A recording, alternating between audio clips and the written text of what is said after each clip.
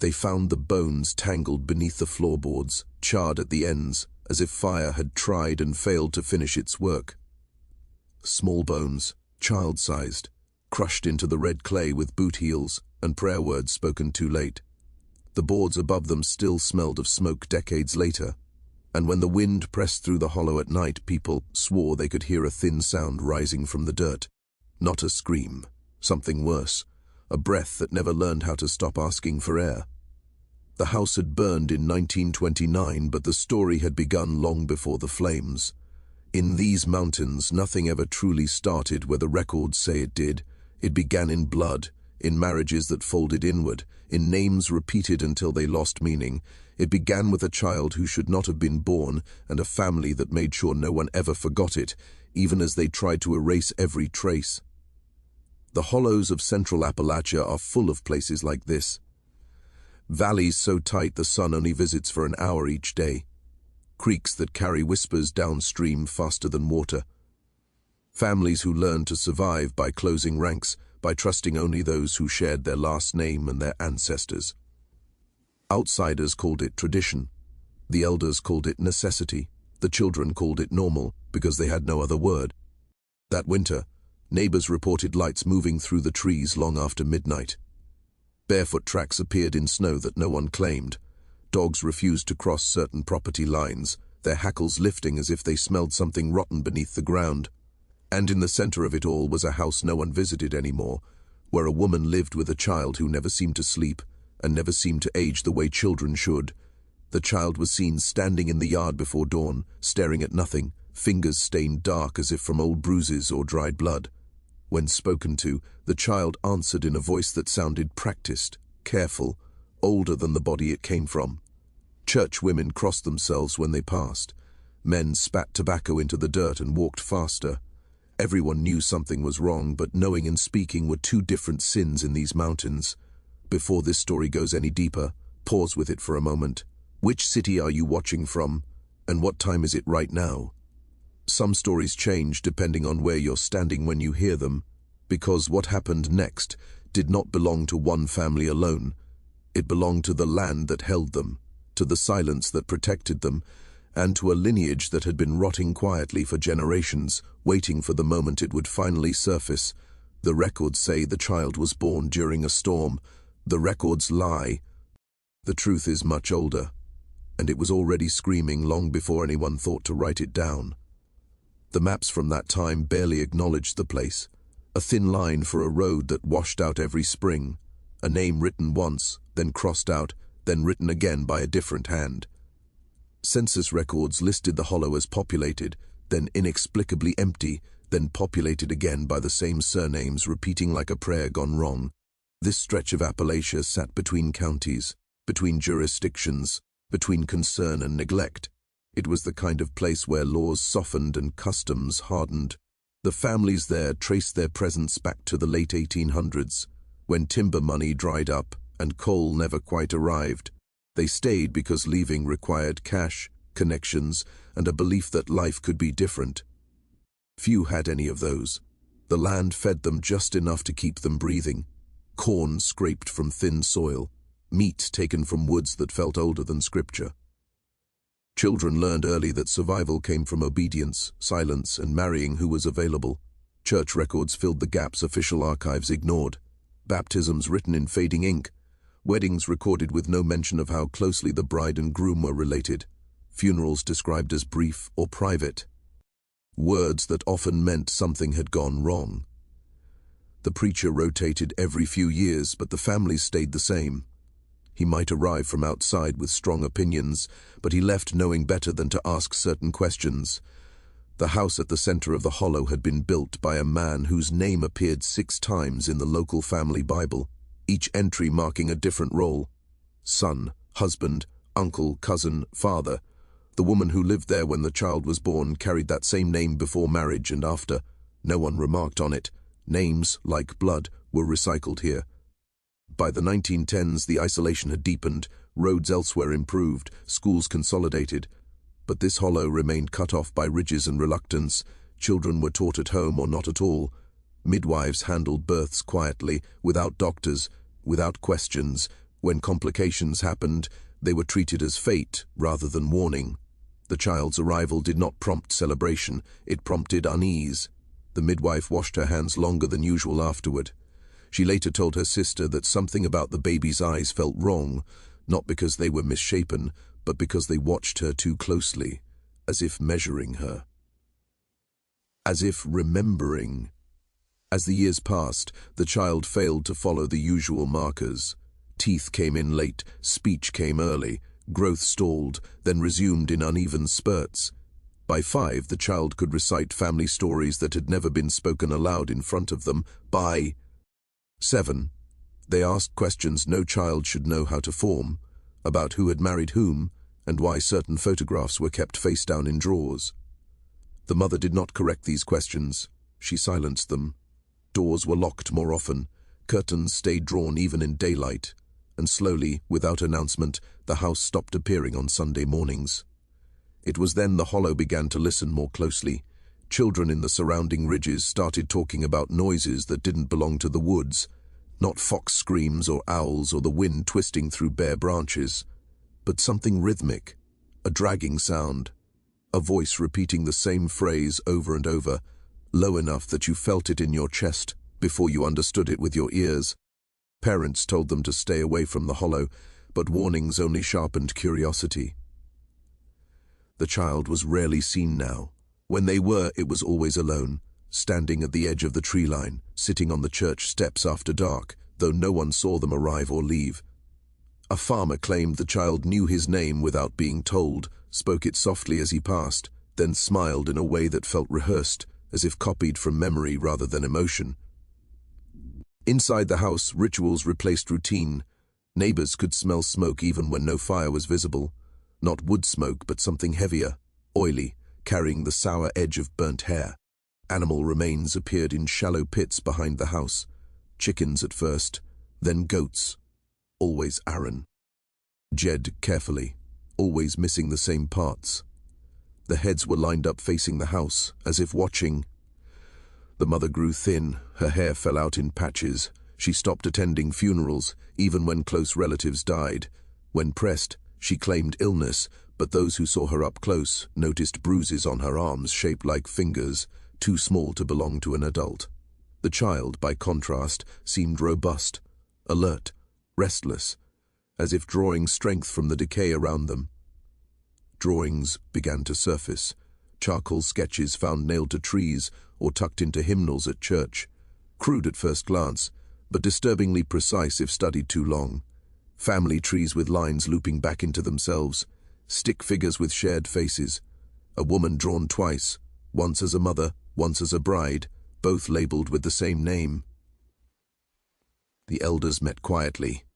They spoke of curses, of old sins resurfacing, of bloodlines that had been folded too tightly for too long. One man suggested bringing in a doctor from the county seat. Another reminded him what happened the last time outsiders were invited in. Shame had a longer memory than illness. The child's behavior shifted as winter approached. They stopped speaking altogether, communicating instead through gestures and written notes left where they would be found. The handwriting was careful, adult, and full of words no child in the Hollow should have known, terms pulled from legal documents and scripture, phrases like lineage correction and necessar. Why return? One night, a scream cut through the Hollow sharp enough to wake even the heaviest sleepers. It came from the direction of the house and ended abruptly, like a door slammed shut. By morning, smoke rose from the chimney again, thicker this time, blacker, and something else carried on the air, a sweetness that made people gag when they breathed too deeply. No one went to check. They told themselves there would be time later. There always was, until there wasn't. Because by the time the truth began to surface, the family tree had already collapsed inward, and the child was no longer just a child. By spring, the Hollow had learned to count its nights by what it heard after dark. Footsteps pacing the ridgeline, soft thuds against the side of the house, as if something inside was testing the walls for weakness. Prayers drifted through open windows, spoken in a woman's voice that sometimes slipped, cracked, and returned sounding younger than it should have. Other nights, the voice sounded old, ancient, as if several throats were sharing the same breath, The child began appearing closer to other homes, standing in gardens just beyond the reach of lamplight, watching livestock with a stillness that unsettled even seasoned farmers. One man swore the child spoke to his cows, whispering into their ears until the animals backed away, lowing in panic. The next morning, one was found dead, its neck twisted at an impossible angle, eyes wide and glassy. Children stopped playing outside. Others barred doors before sunset. Men started carrying rifles again, not for hunting but for reassurance, yet no one confronted the house. Confrontation required naming what was happening, and names had power no one wanted to invoke. Inside, the rituals intensified. The smoke never stopped now. The yard was ringed with symbols carved into fence posts and trees, shapes borrowed from half-remembered sermons and older superstitions, whispered by grandparents who had learned them from theirs. Crosses warped into spirals, initials scratched over and over until the wood split. The mother was seen once more briefly in daylight. She moved like someone learning how to use a body again.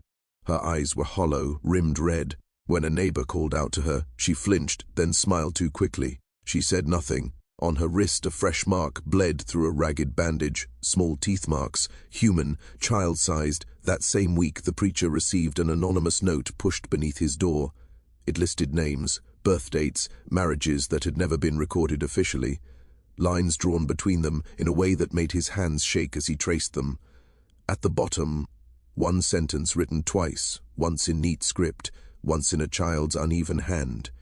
It has to come back through her. The preacher burned the note and said nothing.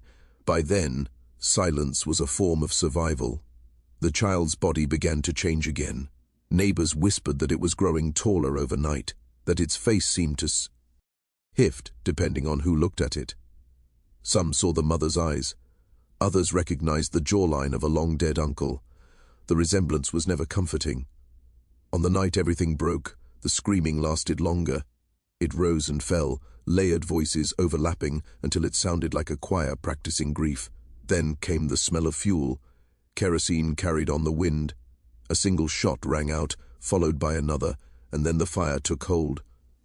Flames swallowed the house fast, fed by years of dry wood and darker things soaked into the beams. People gathered at a distance, watching. No one tried to save anyone inside. They told themselves it was too late, that some things were better, left to burn. When the fire collapsed inward, the screaming stopped, but the hollow did not feel quiet. At dawn, the ashes were still warm. Men approached the ruins with faces set hard, as if grief could be kept out by force. What they found beneath the collapsed floor was not one body, but many suggestions of bodies. Bones layered in the dirt as though the house had been built on a grave and then fed it over time. Some were animal, some were not. The smallest bones were fused strangely, malformed in ways that made the men look away. Buried with them were jars sealed with wax. Inside, scraps of paper floated in cloudy liquid. Names again, dates again. The same few surnames repeated until the meaning dissolved. A family tree written not as branches, but as circles. Mothers listed as daughters, wives listed as sisters. One name appeared at the center over and over, written in different hands across decades, always connected back to itself. The truth surfaced the way it always does in these places, not all at once, not cleanly. A confession slipped from an old woman who had helped with births, a ledger found behind a false wall in the church. A marriage certificate never filed because it named the same person twice under different roles. Piece by piece, the shape of it emerged. The child's father had also been the mother's brother. The child's grandfather had been the same man under another name. The mother herself had been born of a similar union, her lineage already folded tight before she ever reached adulthood.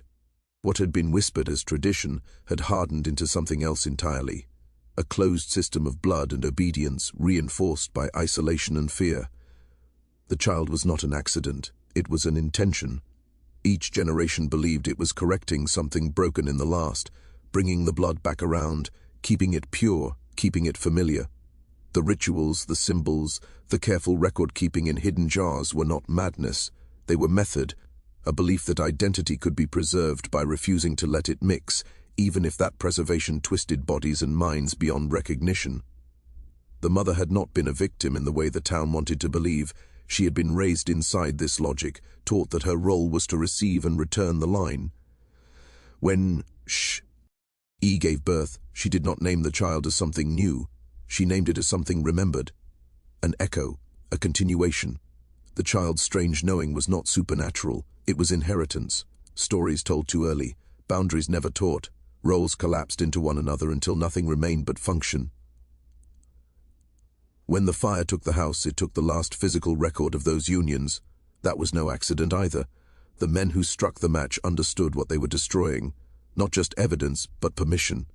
The ability to pretend this was folklore instead of fact. They buried what remained without markers. They told the county it was an accident. They told their children never to speak of it. And for years it almost worked. Almost. Because blood remembers even when paper burns, and some folds in a family tree never fully straighten again. For decades the hollow held its breath. New families married in, old ones died out. Roads improved just enough to let mail through, not enough to invite scrutiny. The story of the burned house softened into rumor, then into something children dared each other to approach at night. But beneath that softening, the consequences continued their quiet work.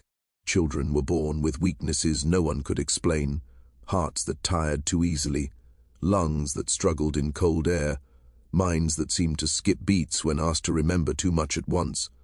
Doctors blamed poverty, bad water, inheritance without context. No one drew the line. All the way back to the ashes. In the early 1980s, a graduate student from a state university found the hollow by accident. She was researching rural family structures, tracing how isolation shaped inheritance patterns. The maps led her there, the gaps in census data, the repeated surnames clustered too tightly to be coincidence. She arrived with a notebook, a tape recorder, and the kind of patience that makes people talk. At first she was given nothing. Polite answers, half-truths, smiles that ended conversations. But she stayed. She attended funerals. She helped shell corn. She listened without writing. Slowly, the older residents began to fill the silence, not with details, but with emotion. Shame, fear, relief that someone else might finally hold the weight of it. An old man showed her a photograph he'd kept wrapped in cloth for 50 years. A burned house in the background, a woman standing in front of it, face blurred by heat or intention. Beside her, a child whose features seemed wrong even in black and white, too still, too aware. The student felt something tighten in her chest when she looked at it, as if the image resisted being seen. She recorded interviews at night when people spoke more freely. They told her about marriages that had never been choices, about children raised to fill roles decided before birth, about the belief that blood could be controlled if it never left the hollow. She learned the language they used to avoid naming it: family closeness, keeping to our own, old ways. In county archives, she found references that had been deliberately misfiled. Birth records marked stillborn for children who had lived for years, death certificates that listed accidents where no accident had occurred, a fire report with entire paragraphs blacked out. Someone had worked very hard to ensure the story ended where they wanted it to. When she attempted to publish her findings, resistance followed. Funding disappeared. Advisors warned her to choose a different topic. A man she had never met called her dorm room late one night and told her to leave the mountains alone. He knew where she was staying. She did not finish her dissertation on the hollow, but she kept copies, photographs, tapes labeled only with dates and initials, and she left with the understanding that what she had uncovered was not unique. It was simply better hidden than most, because isolation had done its work here, quietly, thoroughly, and without needing anything supernatural at all. The student returned once more in the early 1990s, this time not as a researcher, but as someone following unfinished business. The hollow had changed again. A few trailers now dotted the ridges, satellite dishes pointed skyward like pale flowers.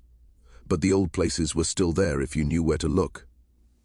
The foundation stones of the burned house lay half-buried, arranged in the same pattern, refusing to scatter.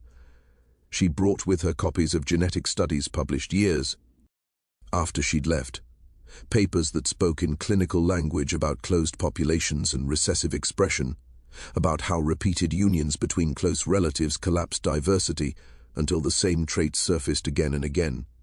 She did not need the science to tell her what she already knew, but she needed it to convince others.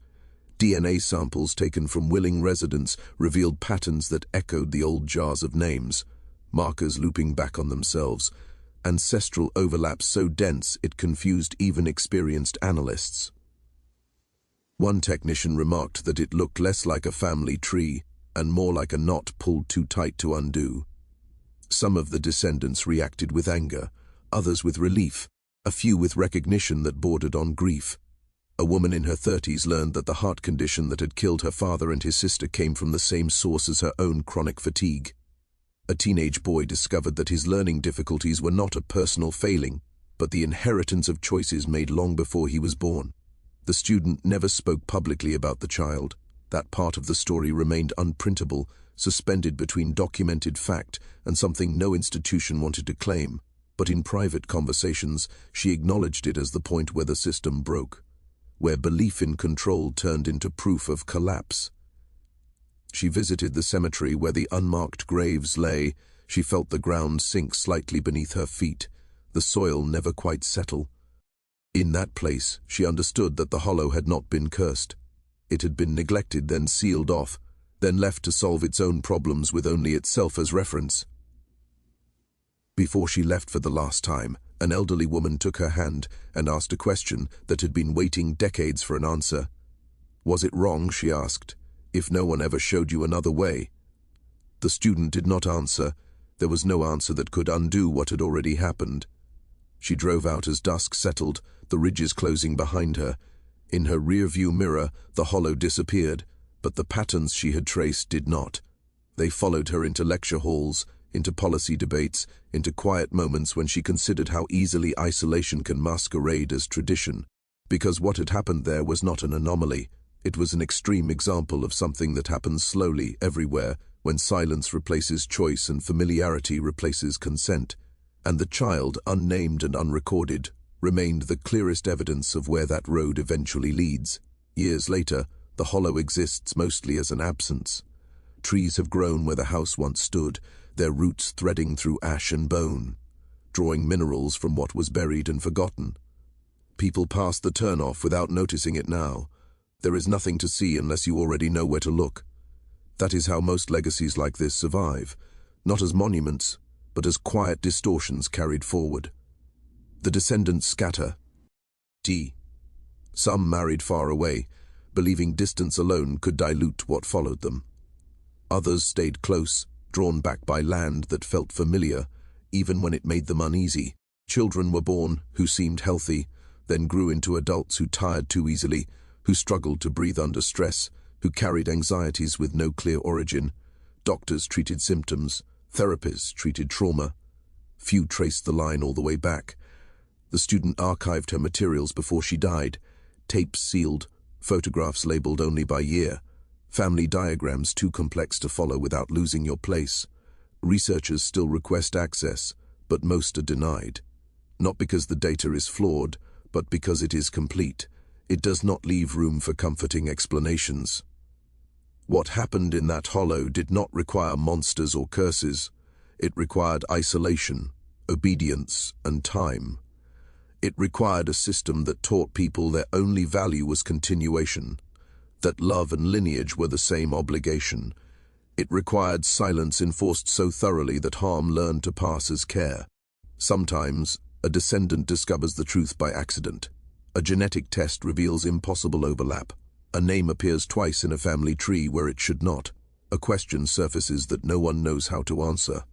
Those moments fracture something, not loudly, internally. A realization that what you carry is older than you and was never yours to choose. The child at the center of the story was never given that choice. Born into a role written long before breath entered their lungs, raised without boundaries, because boundaries would have exposed the lie holding everything together.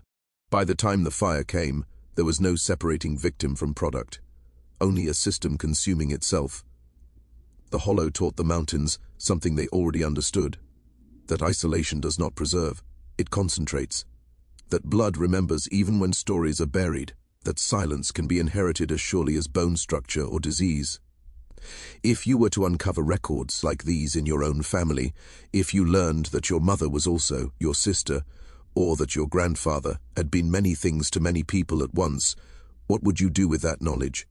Would you burn it, bury it, or carry it forward, hoping awareness alone might loosen what has been knotted for generations? Some legacies end with fire, others end only when someone decides not to continue them. The hollow remains, quiet, watching, and waiting for the next story to surface from the dirt. Long after the ashes cooled and the last witnesses were buried, the consequences continued in ways no one could point to directly. A tremor in a hand that doctors couldn't explain, a pattern of miscarriages that followed a surname like a shadow, nightmares shared by relatives who had never met, all dreaming of the same narrow rooms, the same locked doors, the same feeling of being watched by something that knew them too well. In Appalachia, people learn early that the past does not stay past. It settles into the ground. It seeps into wells. It moves through families the way stories do, altered slightly with each telling but never fully gone. The hollow story was not exceptional because it was extreme. It was exceptional because it was allowed to continue for so long without interruption. Those who study these places now speak carefully. They use words like genetic bottleneck and social enclosure, but the people who lived it never needed terminology. They understood it as pressure, as inevitability, as a narrowing of choices until there were none left that didn't hurt someone. The child whose bones were never officially identified exists now only as implication, a missing entry, a blurred photograph, a question mark in the margins of multiple records. But absence can be louder than presence. Every descendant who feels something wrong without knowing why carries a fragment of that life forward, not as memory but as consequence.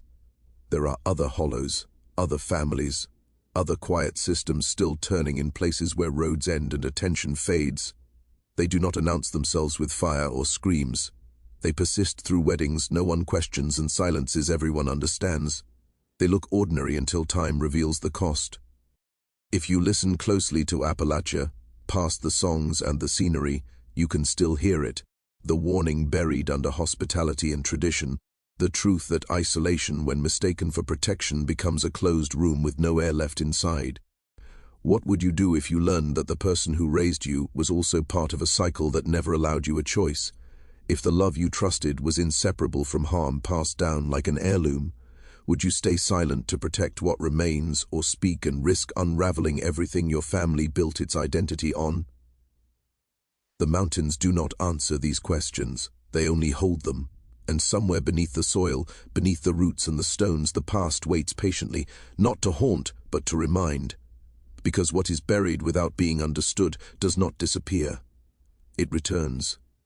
In blood, in breath, in the quiet realization that some legacies end only when someone finally refuses to carry them any further.